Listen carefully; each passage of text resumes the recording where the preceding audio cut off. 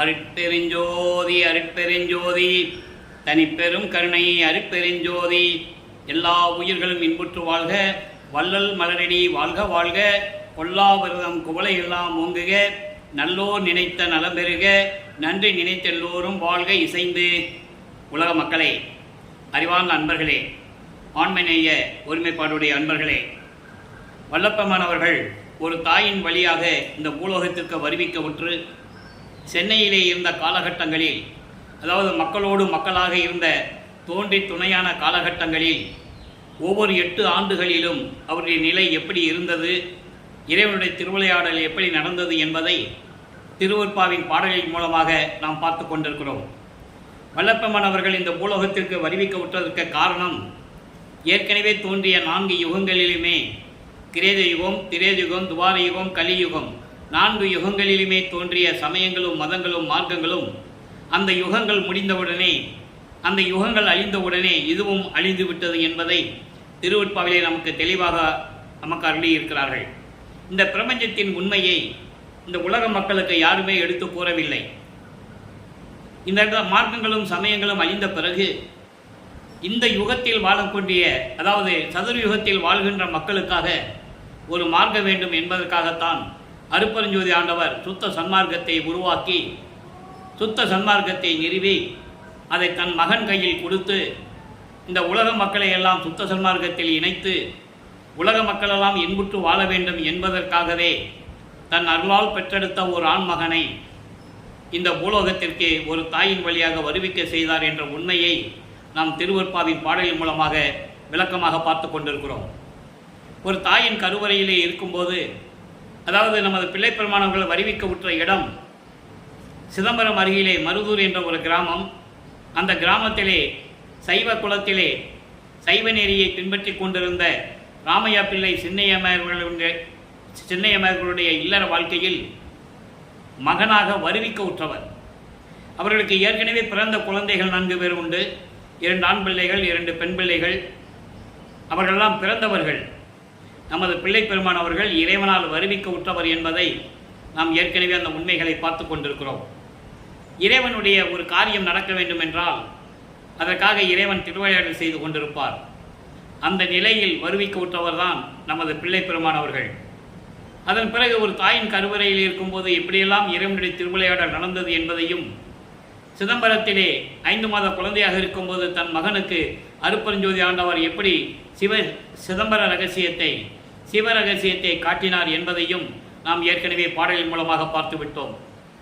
அதன் பிறகு சில காலங்கள் கழித்து ராமையா பிள்ளை அவர்கள் இறந்தவுடனே அவர்கள் ராமையா பிள்ளையும் சின்னையமையரும் தன்னுடைய இந்த மகனுக்கு ராமலிங்கம் என்று பெயரிட்டார்கள். அதாவது மருதூர் பக்கத்தில் பின்னலூர்னு ஒரு கிராமம் இருக்குது. அந்த கிராமத்தில் ராமலிங்கேஸ்வரர் கோயில் ஒன்று இருக்குது. அதான் உங்களுக்கு குலதெய்வம். அங்கே போய் ராமலிங்கன்னு பேர் வச்சு மொட்டை போட்டு காது குத்தி கடுக்கான் போட்டாங்க. நல்லா புரிஞ்சுக்கிட்டே வரணும். அதாவது அந்த கடுக்கானை கலட்டுறது பிற்காலத்தில் அருட்பெருஞ்சாண்டவர் தான் வந்து கலட்டுறார்.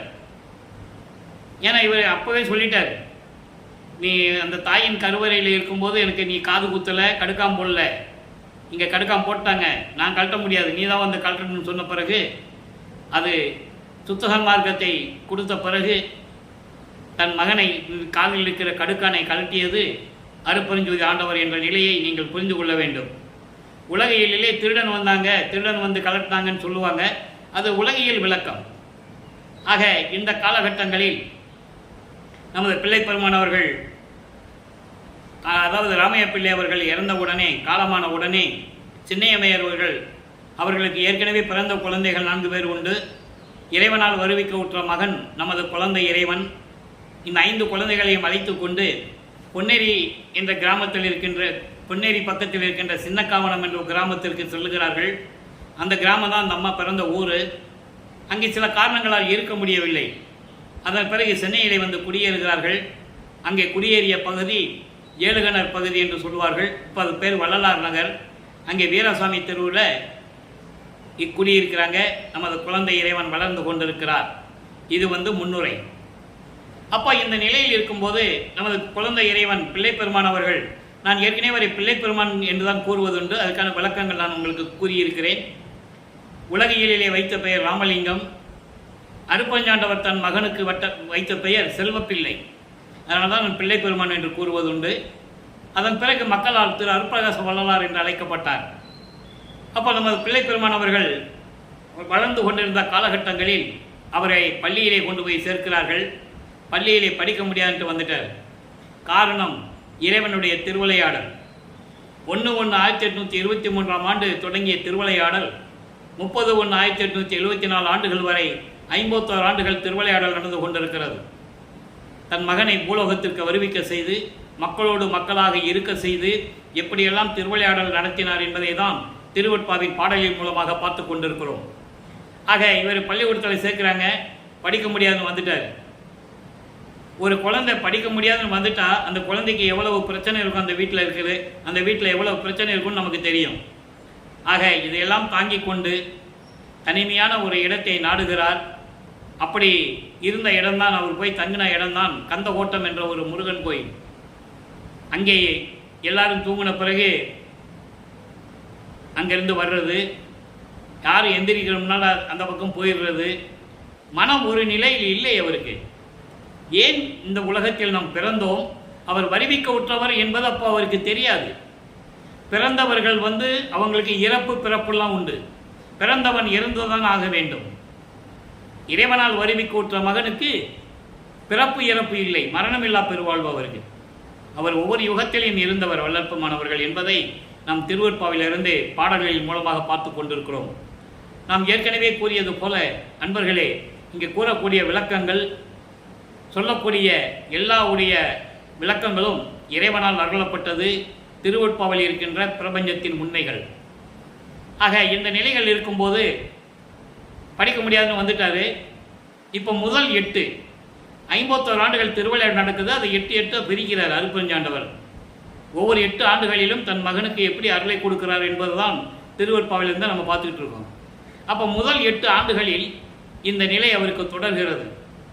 அப்போ மிகவும் மனம் நொந்து நம்ம ஏன் இந்த உலகத்தில் பிறந்தோம் அப்படின்ற ஒரு சூழ்நிலையில் அவர் மனம் நொந்து வருத்தப்பட்டு அறையிலே இருக்கும்போது அருட்பெருஞ்சோதி ஆண்டவர் தன் மகன் முன் எழுந்தருளி, மகனே, கலங்காத மகனே, நீ என் மூத்த பிள்ளை, என் குலத்தின் மூத்த பிள்ளை, என்னால் நீ வருவிக்க உற்றவன், உன்னால் இந்த பூலோகத்தில் சில காரியங்கள் ஆக வேண்டியிருக்கிறது. அதை நான் உனக்கு முன்பருவம் பின்பருவம் காட்டி ஒவ்வொரு 8 ஆண்டுகளிலும் எப்படியெல்லாம் அருள வேண்டுமோ அதை நான் செய்வேன். இப்போது ஞானத்தை பெற்றுக்கொள் மகனே, கலங்காதே என்று சொல்லி மறைந்து விடுகிறார். அதன் பிறகுதான் இவருக்கு நிம்மதி. இறைவனுடைய மகனாக நம்ம வருவிக்க உற்றோம் என்ற நிலை அப்போ அவருக்கு தெரியும். வெளியே சொல்ல முடியாது. சொன்னாலும் யாரும் ஏற்றுக்க மாட்டாங்க, சொல்லவும் கூடாது. அந்த நிலையில் இருக்கும்போது 9வது ஆண்டில் இறைவன் ஆட்கொள்ளுகிறார். அதை பாடலிலே கூறுகிறார். ஆண்டாறு 3 ஆண்டிலே ஆட்கொண்ட அருள்கடலே என்று கூறுவார். ஆரோடு 3வது ஆண்டிலே நீ ஆட்கொண்ட கருணையின் கடலே என்று கூறுவார். ஆக இறைவன் தன்னை ஆட்கொண்டது 9வது ஆண்டு என்ற நிலையை நாம் இங்கே பார்க்கிறோம். அப்போ அந்த நிலையில் இருக்கும்போது இவருக்கு ஞானத்தை பெற்ற பிறகு பாடுகின்ற ஆற்றலை, இறைவன் மீது பாடுகின்ற ஆற்றலை பெற்றுக்கொள்கிறார். அப்போ இவர் சைவ சமயத்தில் இருந்ததனால் அந்த காலகட்டங்களில் சமயங்களும் மதங்களும் மார்க்கங்களும் சூழ்ந்திருந்த காலகட்டங்களில் இவரும் சைவ குலத்திலிருந்து வருவிக்க உற்றதனால் சைவ சமயத்தின் தலைவனாகிய சிவபெருமானை ஏற்றுக்கொண்டு, நல்லா கவனிக்கணும் இந்த இடம். அப்போ அவருக்கு சுத்த சன்மார்க்கம் தெரியாது, அருட்பெருஞ்சோதி ஆண்டவர் யாருன்னு அவருக்கு தெரியாது. அப்போ இந்த நிலையில் இருக்கும்போது சிவபெருமானை ஏற்றுக்கொண்டு வழிபடுகிறார். சரியை கிரியை யோகம் என்ற 12 நிலைகளில் இருந்து கொண்டிருக்கிறார். சரியை என்பது தன்னுடைய தலைவனை உருவகப்படுத்தி உருவ வழிபாடு செய்வது. கிரியை என்பது அந்த உருவத்திற்கு அபிஷேகம் செய்து ஆராதனை செய்து மலர் தூவி மந்திரங்கள் சொல்லி வழிபடுவது, யோக நிலையில் இருந்து வழிபடுவது. இதெல்லாம் சமயங்களையும் மதங்களையும் மார்க்கங்களையும் சார்ந்த நிலைகள். 12 நிலைகளும் அந்த 12 நிலைகளில் இவர் இருந்து கொண்டிருக்கிறார். அப்போ சிவபெருமானை பற்றி பாடுகிறார். 1ஆம் திருமுறை உருவாகிறது. 8 பதியங்கள், 712 பாடல்கள். ஏற்கனவே நாம் திருவருள் முறையீடு, படிவுடை மாணிக்கமலை என்ற 2 பதிகத்தில் இருக்கின்ற பாடல்களை அருட்பெருஞ்சோதி ஆண்டவருடைய திருவிளையாடல் என்ற பதிவுகளிலே 400 பதிவுகளிலே நாம் ஏற்கனவே விளக்கமாக அந்த பதியத்தினுடைய விளக்கங்களை பார்த்து விட்டோம். அதன் பிறகு சிவனேச வெண்பா பதிகம் 4 சிவனேச வெண்பாவில் 100 பாடல்கள் உண்டு. ஒவ்வொரு பாடலுடைய விளக்கத்தை பார்த்து கொண்டிருக்கிறோம். இன்று 68வது பாடல். மொத்தம் 100 பாடல்களை கொண்டது. இன்னைக்கு 68வது பாடலை பார்க்க போகிறோம். நல்லா கவனிங்க, மனசில் வச்சுக்கங்க. இப்போ வளர்ப்பு மாணவர்கள் 9வது ஆண்டிலிருந்து 12 ஆண்டுகளுக்குள் இருந்து கொண்டிருக்கிறார். இந்த பூலோகத்திற்கு வருவிக்க விட்டு இந்த பூலோகத்துக்கு வந்து 9 வருஷத்துலேருந்து 12 வருஷத்துக்குள்ள எப்படி இருக்கிறார் அந்த நிலையை இப்போ பார்த்துக்கிட்டு இருக்கோம். அப்போது சிவனேசவன் பாலை எப்படி இறைவன்ற முறையீடு செய்கிறார் நல்லா கவனிக்கணும். இப்போ அவருக்கு சுத்த சன்மார்க்கம் தெரியாது, அருட்பெருஞ்சோதி ஆண்டவர் யாருன்னு தெரியாது. இறைவனுடைய திருவிளையாடல் சிவபெருமான் மூலமாக நடந்து கொண்டு இருக்கிறது. நல்லா புரிஞ்சுக்கணும். 1000 அன்றே, 100 அன்றே, 5 அன்றே, 5 அன்றே 1000 பேர் எந்தை எழுத்து 5 கான் நீ இரவும் எள்ளு, எள்ளுன்னா பகல், இரவும் எள்ளு நினைத்து ஈயன ஏத்துஜினும் எந்தாய் வீண் செல்லு மனம் என் செய்வேன் செப்பு. செப்புன்னு அர்த்தம் சொல்லு என்று பொருள். தூய தமிழ் செப்பு, சொல்லு அப்படின்னு சொல்றதுக்கு செப்பு. தெலுங்குல கூட சொல்லுவாங்க, செப்புன்னு சொல்லுவாங்க. அப்போ இந்த பாடலை பாருங்க, விளக்கம் பாருங்க. மனம் எப்படிப்பட்டது, அந்த மனநிலையில் இவர் எப்படி இருந்து கொண்டிருக்கிறார் என்ற நிலையை சிவபெருமானிடம் கூறுகிறார். அதாவது 1000 மந்திரம் சொல்லுவாங்க, 100 மந்திரம் இருக்குன்னு சொல்லுவாங்க. 5 5னா 10 எழுத்துக்களை மந்திரம் இருக்குன்னு சொல்லுவாங்க. 100 வகையான மந்திரம் இருக்குன்னு சொல்லுவாங்க. 1000மான மந்திரங்கள் இருக்குன்னு சொல்லுவாங்க. 1000 பேர், இப்படி 1000 பேர் சொன்னாலும் நல்லா கவனிக்கணும். இப்படி 1000 பேர் சொன்னாலும் எனது தந்தையே உனது மந்திரம் 5 எழுத்து தானே. சிவாய நம, சிவாய நமன்னு சொல்லுவாங்க, நமச்சிவாயனும் சொல்லுவாங்க. 5 8 6 4 முந்துரு மறைமொழியும் மந்திரமே. அருட்பெருஞ்சோதி அகவல்ல இருக்கும். உனக்கு 5 எழுத்து தானே. 1000 மந்திரம் இருக்குன்னு சொல்லுவாங்க, 100 எழுத்துக்கள்ல மந்திரம் இருக்குன்னு சொல்லுவாங்க, 10 எழுத்துக்கள்ல மந்திரம் இருக்குன்னு சொல்லுவாங்க. இப்படி 1000 பேர் சொன்னாலும் கூட எனது தந்தையே உனக்கு 5 எழுத்து மந்திரம் தானே. சிவாய நமன் தானே, நமச்சிவாய தானே. இரவும் பகலும் நினைத்து, நான் உன்னை பற்றி இரவும் பகலும் நினைத்து அருளை கொடு என்று நான் உன்னை வேண்டினாலும் கூட என் மனம் ஒரு நிலையில் இல்லாமல் எனது சொல் பேச்சை கேட்காமல் ஓடிக்கொண்டிருக்கிறது, வீணாக போய் கொண்டிருக்கிறது. நான் என்ன செய்வேன் செப்பு, எனக்கு பதில் சொல்லுக என் தந்தையே. எனக்கு நீ அருள வேண்டாமா? இந்த பூலோகத்தில் என்னை வருவிக்க செய்து சும்மாவா வருவிக்க செய்தாய்? ஒரு தாயின் கருவறையிலே இருட்டறையிலே 10 மாதம் இருக்க வச்சு எப்படியெல்லாம் நீ திருவிளையாடல் பண்ண. அழகான பாடல்களெல்லாம் உண்டு அதுக்கு. இது கதை அல்ல, கற்பனை அல்ல, பாடல்களிலே கூறுகிறார். என்ன மகாதேவ மாலையில 87வது பாட்டில் அழகா சொல்லுவார். நின் விளையாட்டன்னு சொல்வேன் நான் ஏதுமறியா சிந்த சிறியனை. எப்படியெல்லாம் ஒரு தாயின் கருவறையில் நிற்க வச்ச அப்படின்லாம் சொல்லுவார். அந்த விளக்கங்களை நம்ம ஏற்கனவே கொடுத்துருக்கோம். ஆக இப்படியெல்லாம் இருக்குது, என் மனம் ஒரு நிலையில் இல்லாமல் ஓடிக்கொண்டிருக்கிறது. சிவாய நமன்னு தான் சொல்லணும். உன்னை இரவும் பகலும் நினைச்சு நான் வணங்கி அருளை உன்னிடந்து பெற வேண்டும் என்று நான் நினைத்தாலும் கூட என் மனம் என்னிடம் இருப்பதில்லை. நான் என்ன செய்வேன், நீயே சொல்லு என் தந்தையே. விரைவில் வந்து என் மனதை ஒரு நிலைப்படுத்தி எனக்கு அருள வேண்டும் என்று கூறுகிறார். இது இப்போ 13வது வயசுல, 13வது வயசு என்பது வருவிக்க உற்று 13வது ஆண்டிலே திருவொற்றியூருக்கு செல்ல வேண்டும் என்று அவர் மனம் சொல்லுகிறது. மனம் போ சொல்லுது. மனம் போ சொல்லுது அப்படின்னு சொல்றதை விட அங்கே இறைவன் மனதை தூண்டி விடுகிறார். அருட்பெருஞ்சோதியார் மனதை தூண்டி விடுகிறார். என் மகனை திருவொற்றியூர் கூட்டு போ, அவன் தியாகராஜர் பெருமானை பற்றி பாடணும், அவன் அங்கே வழிபடணும், அவன் சமய நெறிகளில் இருக்கணும், நீ அவனை கூட்டு போ அப்படின்னு சொல்கிறார். மனதிடம் சொல்லுகிறார். மனம் தூண்டி விடுகிறது. இவர் திருவொற்றியூருக்கு போகிறார். 2ஆம் திருமுறை உருவாகிறது. அந்த 13வது ஆண்டில் நமது குழந்தை இறைவன் கால் வலிக்க ஏழுகணர் பகுதியிலிருந்து திருவொற்றியூருக்கு போகணும், நடந்து தான் போகணும். அப்போ கால் வலிக்குள்ள இறைவன் மகன்னு தெரிஞ்சு போச்சு, அருளை வாங்க முடியல, திருப்பி வர்றதில்லை, இறைவன் வர்றதில்லை. அந்த மனவேதனையில் திருவொற்றியூருக்கு செல்லுகிறார். 2ஆம் திருமுறை உருவாகிறது. 1113 பதியங்கள், 1207 பாடல்கள். இதுவரை கிட்டத்தட்ட 36 பதியங்களுடைய விளக்கங்களை நாம் பார்த்து விட்டோம். 37வது பதியமான நெஞ்சு அறிவுரு ஊ, நெஞ்சு அறிவுரு ஊ, 5வது பாடல். நெஞ்சு அறிவுரு ஊ என்பது மனதை சமாதானப்படுத்துவது. நான் திருவொற்றியூருக்கு போகிறேன், நீ என் கூட வா, அங்கே இறைவன் என்ன கொடுக்குறாரோ அப்போதையே உனக்கு வாங்கி தரேன், அதனால உங்ககிட்ட சொல்கிறேன், என் மேலே பழி சொல்லிடாத, என் மீது பழி இல்லை அப்படின்னு சொல்லுவார். அந்த நிலையை பார்க்க போகிறோம். ஏற்கனவே திருவொற்றியூருக்கு போய் எந்த விதமான அருள் கிடைக்க முடியாமல் திருமுல்லை வாயில் போனது, திருவள்ளித்தாயத்துக்கு போனதெல்லாம் நம்ம பார்த்துட்டோம். அங்கேயும் எந்த விதமான அருளை கிடைக்க முடியணும்னு மனம் நொந்து, இனிமேல் இங்கெல்லாம் நான் உன்னை பார்க்க வரமாட்டேன், திருவொற்றியூரில் இருப்பேன் அப்படின்னு சொல்லி திருவொற்றியூருக்கு மட்டும் போயிட்டு இருக்கிறார்.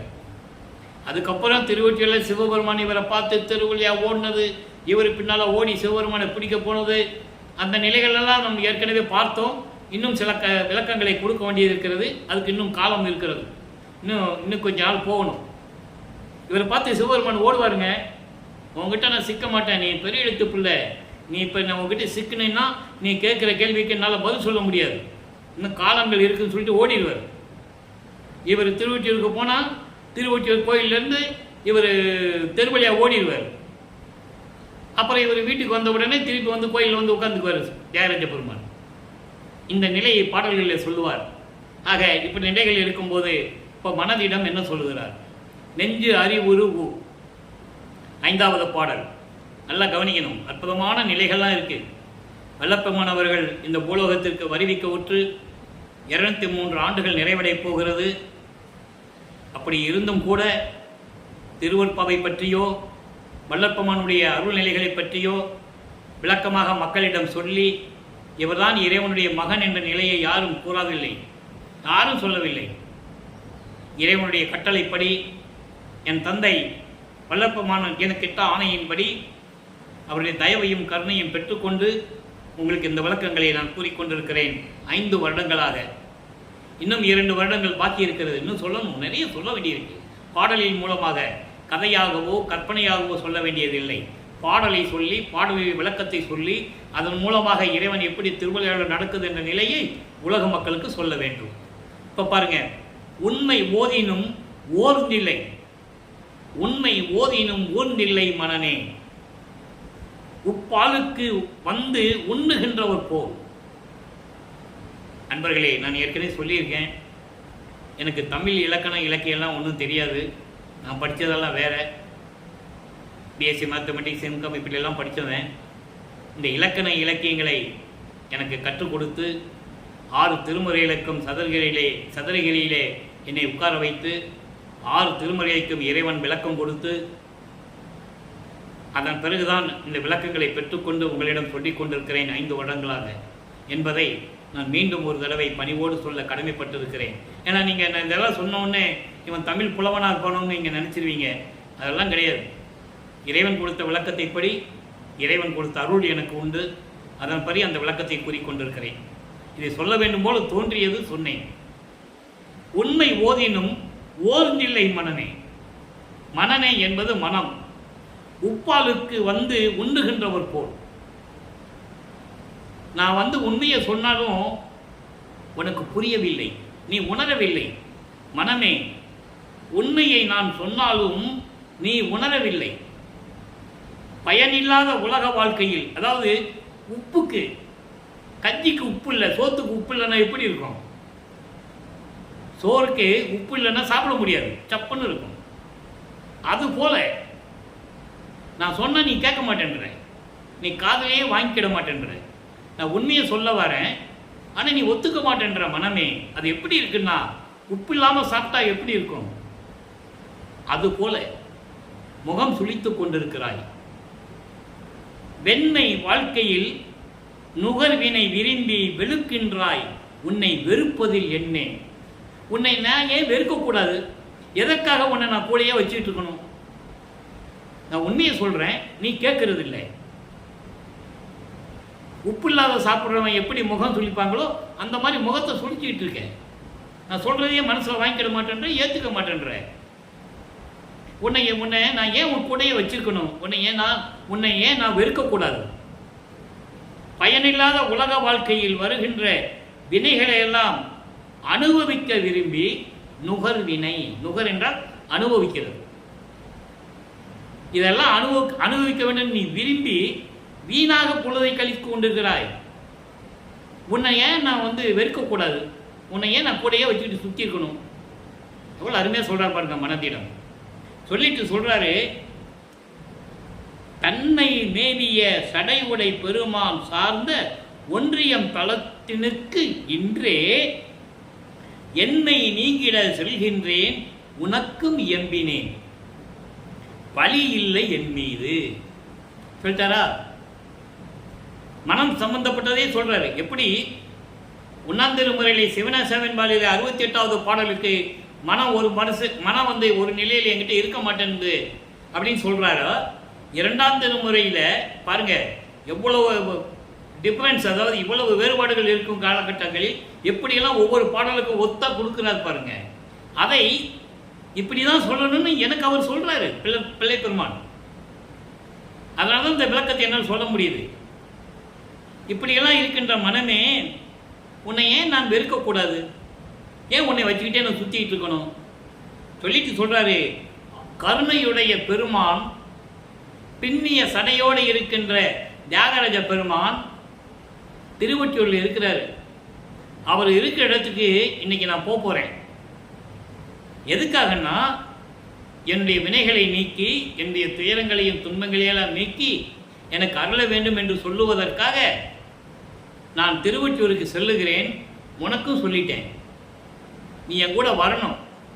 நீ வராமல் இருக்கிறது உன்னுடைய இஷ்டம், என் கூடயும் வரணும். அப்புறம் என் மேலே பழி சொல்லாத. நீ என்னை ஏன் கூப்பிட்டு போகல, நீ சொல்லியிருந்தா நானும் வந்திருப்பேனே அப்படின்னு நீ என் மேலே பழி சொல்லக்கூடாது. பழி இல்லை என் மீது, நீ பழி சொல்லக்கூடாது. என் கூட வா, திருவொற்றியூருக்கு போவோம், அங்கே இருக்கின்ற பெருமானை வணங்குவோம். அவர் என்ன அருளை கொடுக்குறாரோ அப்படியே உனக்கு வாங்கி கொடுத்துருவேன்னு சொல்லுவார். இதுக்கு முன்னால் பதிகத்தில் நம்ம அதை பார்த்துட்டோம். நல்லா கவனிச்சுக்கணும், தினமும் பாருங்க. காரணம் என்னன்னா, இது எந்த நோக்கத்திற்காக நான் இந்த விளக்கங்களை கூறுவதில்லை. மக்களுக்கு எப்படியாவது திருவருட்பனுடைய விளக்கங்கள் மக்களுக்கு போய் சேர வேண்டும்.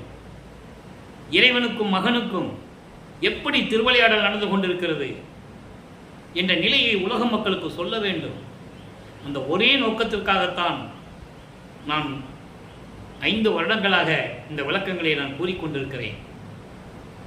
நீங்கள் நல்லா புரிஞ்சுக்கணும். எத்தனையோ விளக்கங்களை சொன்னார்கள், புராணங்களை சொன்னார்கள், காவியங்களை சொன்னார்கள். திருவருட்பாவை பற்றி யாரும் சொல்லவே இல்லையே.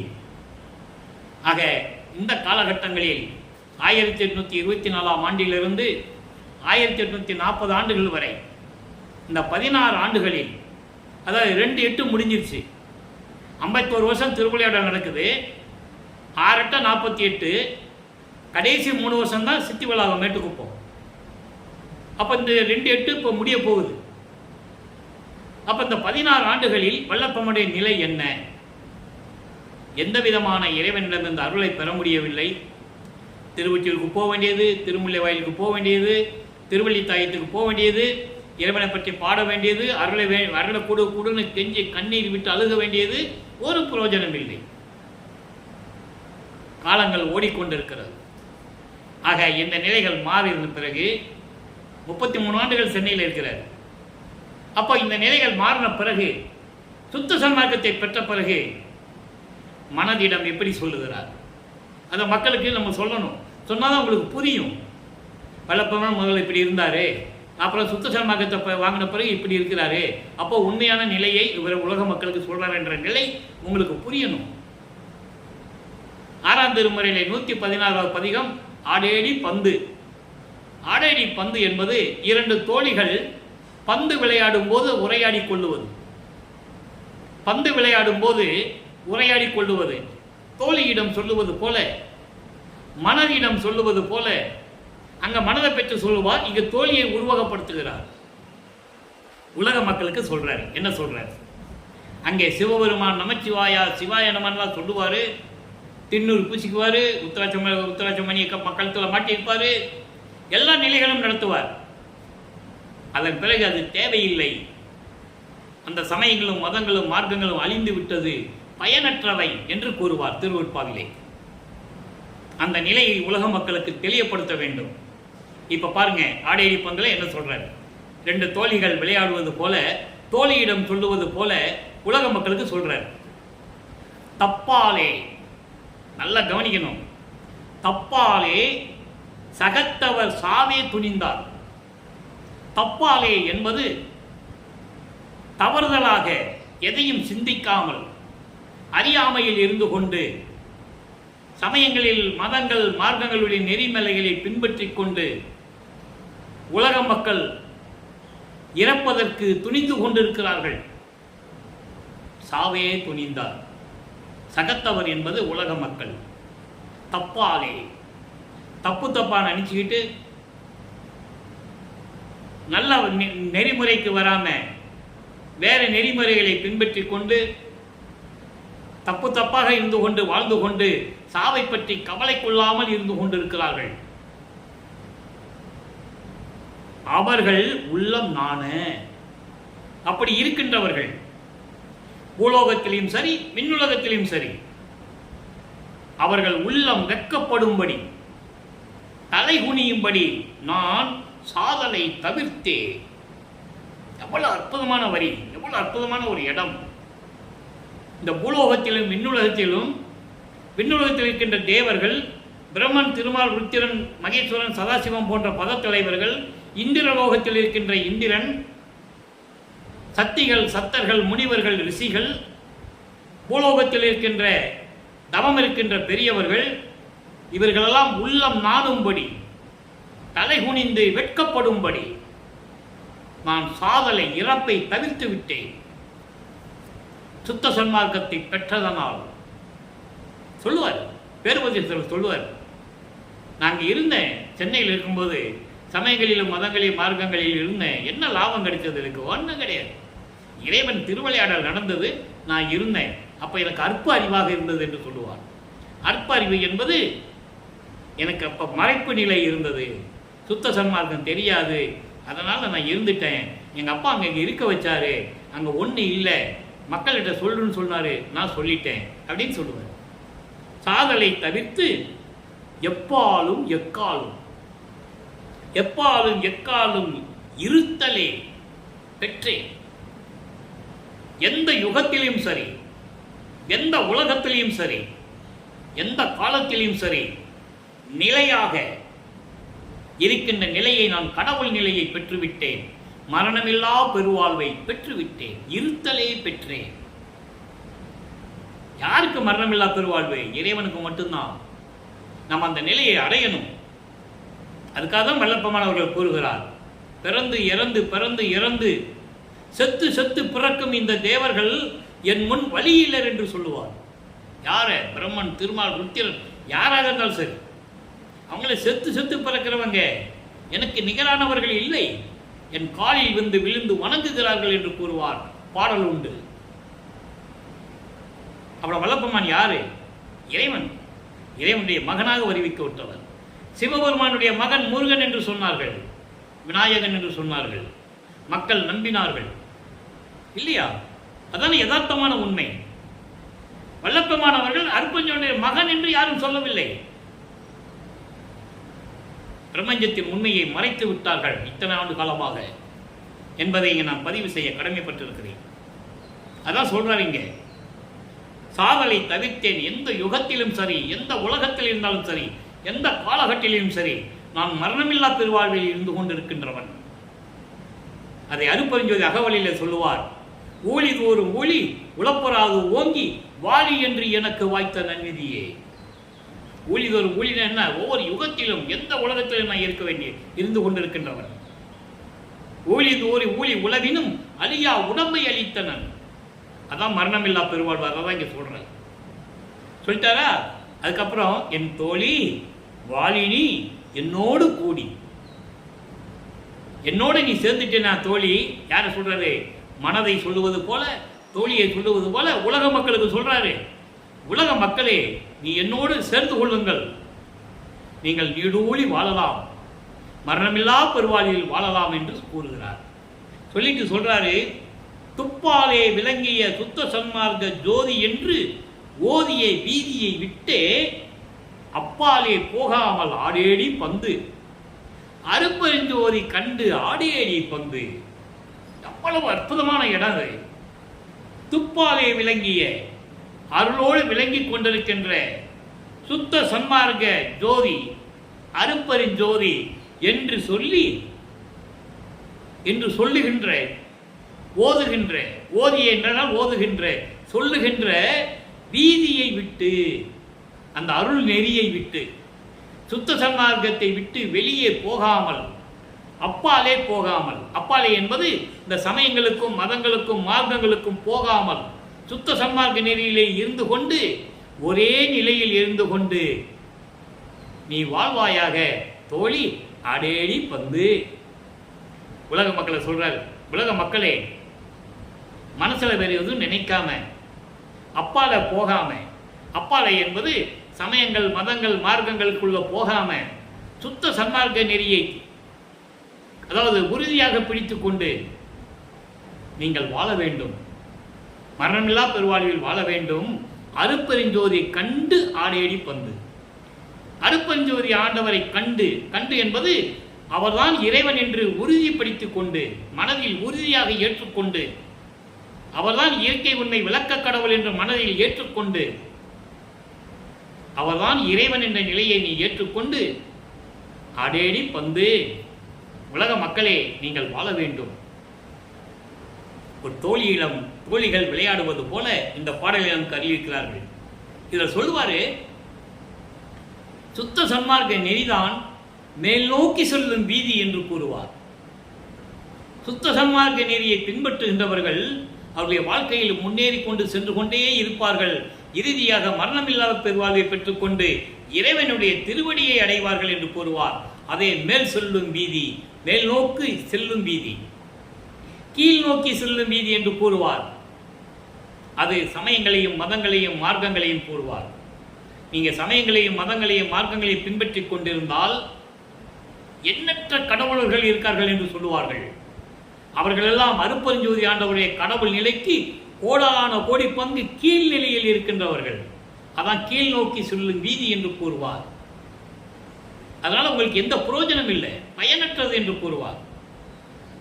ஒவ்வொரு சமயத்துக்கும் வேறுபாடு உண்டு, முரண்பாடுகள்.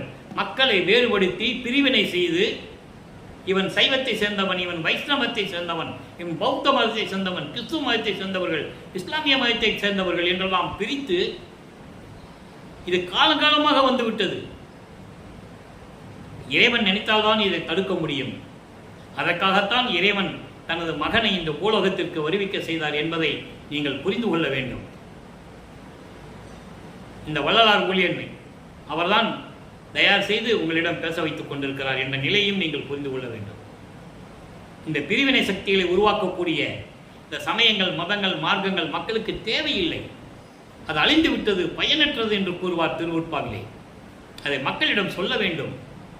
ஏற்றுக்கொள்ளுவதும் ஏற்றுக்கொள்ளாததும் அவர்களுடைய சுதந்திரம், அதில் யாரும் தலையிட முடியாது. ஆனால் அதே நேரத்தில் சுத்த சன்மார்க்க நெறிகளை உலக மக்களுக்கு சொல்ல வேண்டும். இறைவன் ஒருவன், அவனுக்கு எந்த உருவமும் கிடையாது, கைகால் கிடையாது, கத்திரிய ஆயுதங்கள் கிடையாது, எதுவுமே கிடையாது. ஜோதி வடிவில் இருக்கின்ற இறைவன், ஆதியும் அந்தமில்லா தோன்றிய சுயமாக தோன்றிய இறைவன். சாதிய மதமும் சமயமும் பொய் என ஆதியில் உணர்த்திய அருப்பெருஞ்சோதி. சாதிய மதமும் சமயமும் காணா ஆதியானதைய அருப்பெருஞ்சோதி. இது இந்த பிரபஞ்சம் தோன்றிய காலத்திலிருந்து எல்லாரும் நடைமுறைக்கு வந்திருந்தால் இன்னைக்கு இந்த நிலையை நாம் சந்திக்க வேண்டிய அவசியம் இல்லை. யாரும் சொல்லவில்லை, யாரும் பின்பற்றவில்லை. அதனால் ஏற்பட்ட துன்பங்கள் துயரங்கள் தான் நாம் அனுபவித்துக் கொண்டிருக்கிறோம். அதற்காகத்தான் பிள்ளை பெருமானவர்கள் வல்லற்பமானவர்கள் இந்த பூலோகத்திற்கு வருவிக்க விட்டார் என்பதை நீங்கள் புரிந்து கொள்ள வேண்டும். அதை சொல்லிட்டாரா? வரிசையாக நீங்கள் நினச்சி பாருங்க. இன்னைக்கு பாடல் நம்ம சொன்னது சிவனேசம் என்பால மனசுக்கிட்ட எப்படி சொன்னார், இரண்டாம் திருமுறையில் எப்படி சொன்னார், ஆறாம் திருமுறை இருக்கும்போது எப்படி சொல்லுகிறார், ஆடையடி பந்தலை எல்லாம் பார்த்துட்டோம். சரி, இப்போ உண்மை நிலை என்ன? 95வது பதிகத்தில் பேரருள் வாய்மையை வியத்தல் என்ற ஒரு பதிகம். இறைவன்கிட்ட என்னென்ன அருளை பெற்றார், இறைவனுடைய திருவிளையாடல் எப்படி நடந்தது என்பதை சுருக்கமாக கூறுகிறார் 5வது பாடல். ஒவ்வொரு இதுக்கும் 5 பாடல்களில் ஒவ்வொரு பாடலில் உண்டு. வாதித்த மாயை வினை ஆணவம். மாதித்த வினை என்பது கர்மம், கண்மம். மாயை ஆணவம், மாயை கண்மம் என்று சொல்வார்கள். அது சொல்றாரு, நம்மளை சூழ்ந்த மாயை வினை ஆன்மம் என்று வன்மலத்தை சேதித்து. வன்மலம் என்பது கொடிய மலங்கள்.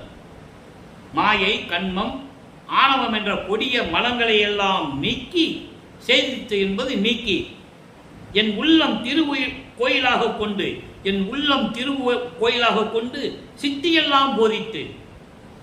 அப்ப இவர் உள்ளத்தில் கோயிலாக கொண்டார் என்பது உள்ளத்திலே சத்திய ஞான சபையை கண்டு, திருச்சிற்றம்பலத்தில் இருக்கின்ற சத்திய ஞான சபை என் உள்ளத்தை திரு கோயிலாக கொண்டு, சத்திய ஞான சபையாக கொண்டு, சித்தியெல்லாம் எனக்கு அருளி, எல்லா சித்திகளையும் கொடுத்து, உடம்பையும் பொன் உடம்பாக்கி, எனக்கு முத்தேகத்தையும் கொடுத்து, சுத்த தேகம் புரண தேகம் ஞான தேகம் என்ற முத்தேகத்தையும் கொடுத்து, நல்ல புத்தமுதம் சாதித்து,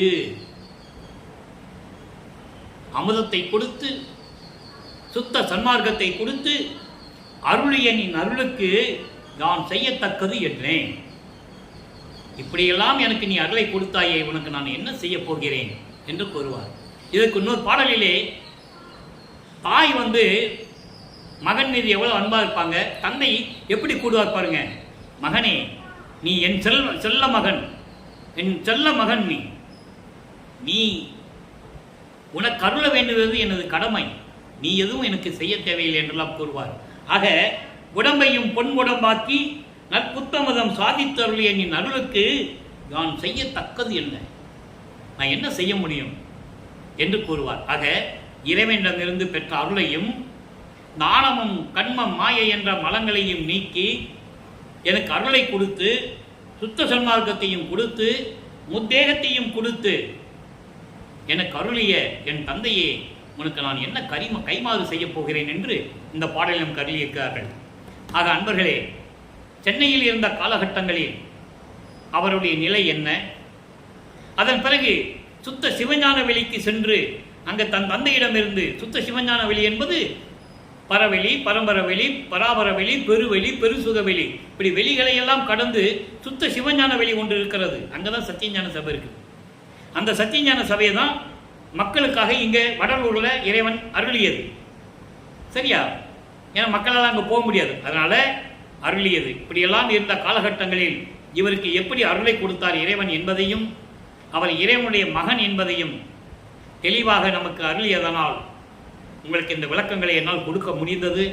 எனவே நீங்களும் சுத்த சன்மார்க்கத்தில் இணைந்து அருப்பெருஞ்சோதி அருப்பெருஞ்சோதி தனிப்பெருங்கனை அருப்பெருஞ்சோதி என்ற மகாமந்திரத்தை சொல்லி சைவ நெறியில் இருந்து கொண்டு சுத்த சன்மார்க்க நெறிகளை பின்பற்றி இறைவன் ஒருவனே, அவன் அருப்பெருஞ்சோதி ஆண்டவர் ஜோதி வடிவில் இருக்கிறார் என்ற நிலையை மனதிலே உறுதியாக நினைத்து மகாமந்திரத்தை சொல்லி அருப்பெருஞ்சோதி அருப்பெருஞ்சோதி தனிப்பெருங்கனை அருப்பெருஞ்சோதி மகாமந்திரத்தை சொல்லி இறைவனுடைய அருளையும் செல்வங்களையெல்லாம் பெற்று நீங்கள் இந்த வையகத்திலே வாழ்வாங்கு வாழ வேண்டும், நோயற்ற வாழ்வில் வாழ வேண்டும், மரணமில்லா பெருவாழ்வை நீங்கள் வாழ வேண்டும் என்று இறைவனுடைய தயவோடையும் கருணையோடையும் இறைவன் கொடுத்த அருளையும் பெற்றுக்கொண்டு இந்த வள்ளலார் ஒளியன் உங்களை வாழ்த்தி வணங்கி விடைபெறுகிறேன். நன்றி, வணக்கம். அருட்பெருஞ்சோதி அருட்பெருஞ்சோதி தனிப்பெரும் கருணை அருட்பெருஞ்சோதி. நாளையும் பதிவுகள் வரும், கண்டு மகிழ்ந்து இறைவன் அருளை பெற்றுக்கொள்ளுங்கள்.